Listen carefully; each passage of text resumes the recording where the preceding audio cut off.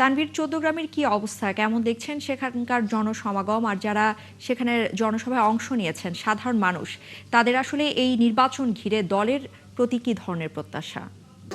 নির্বাচন মানেই কিন্তু আসলে উৎসব, আর সেই উৎসবটা কিন্তু দীর্ঘ সময় আসলে বাংলাদেশের মানুষ সেই উৎসব থেকে বঞ্চিত ছিল প্রায় 17 বছর। এবং 17 বছর পর যখন আসলে নির্বাচন একদম দরজায় নাড়া দিচ্ছে, তখন কিন্তু আসলে মানুষের ভিতরে সেই উৎসব উদ্দীপনা কিন্তু আসলে গ্রামগঞ্জ কিংবা এই অঞ্চলগুলোতে আসলে কিন্তু বোঝা যাচ্ছে। আর বিশেষ করে যারা আসলে বিএনপির রাজনীতির সঙ্গে যুক্ত আছেন, তাদের কিন্তু আসলে উৎসব একটা অন্য মাত্রায় যোগ দিয়েছে। আমি যদি কুমিল্লার কথাই ধরি, আমি এখন যে জায়গাটিতে আছি সেটি কুমিল্লার 14 গ্রাম। এই কুমিল্লা এলাকাটিতে আসলে যারা বিএনপির রাজনীতির সঙ্গে যুক্ত আছেন, তারা তাদের চেয়ারপারসন কিংবা তাদের শীর্ষ নেতৃত্বকে প্রায় 2 দশক পরে আজকে দেখতে যাচ্ছেন। এবং বেশিরভাগ নেতৃত্ব যারা রাজনীতির সঙ্গে যুক্ত আছেন, ছাত্রদল, যুবদল, স্বেচ্ছাসেবক দল, তাদের একটি বড় অংশ আসলে যখন চেয়ারপারসন খালেদা জিয়া ছিল তার নেতৃত্বে, তার পেছনে থেকে রাজনীতি করার তারা সুযোগ পাননি, তাকে সামনে থেকে দেখার সুযোগ হয়নি। তারেক রহমানের বেলায়ও কিন্তু সেম। তো আজ 20 বছর পর যখন আসলে তাকে দেখার সৌভাগ্য হচ্ছে, সেই অপেক্ষাটা আসলে কিন্তু তাদের আনন্দ রূপ নিয়েছে। আমরা যখন সিলেট তারেক রহমান গিয়েছিলেন, আমরা দেখেছিলাম যে তার শিডিউল অনুযায়ী, আমি যদি 14 গ্রামের কথা বলি, আজকে তার শিডিউল অনুযায়ী 5:30টায় এখানে এই জনসমাবেশে কিন্তু আসলে এই স্টেজে উঠে বক্তব্য দেওয়ার কথা।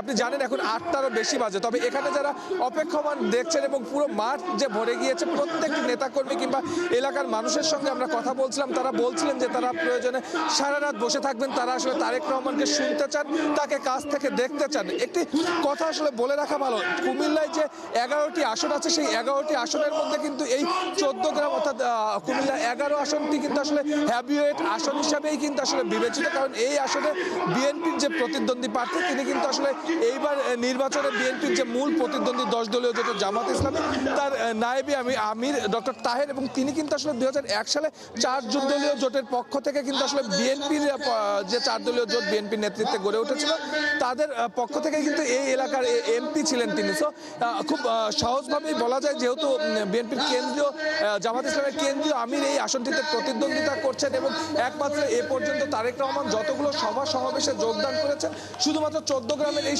সমাবেশটি কিন্তু শুধুমাত্র একটি আসনকে কেন্দ্র করে কিন্তু এই সমাবেশ অনুষ্ঠিত হচ্ছে, অর্থাৎ কুমিল্লা 11। এবং এই কুমিল্লা 11তে যিনি প্রতিদ্বন্দ্বিতা করছেন, কামরুল হুদা, এই উপজেলার যিনি সভাপতির দায়িত্বে আছেন, তিনি আসলে এই যে জামাত ইসলামের যে নায়েবে আমির, তাকে প্রতিদ্বন্দ্বিতা করবেন। এবং আজকে এখানে যারা উপস্থিত আছেন, তারা কিন্তু সকলেই বলছেন তারেক রহমানকে তারা আসলে কুমিল্লা 11 এই আসনটি আসলে উপহার দিতে চান।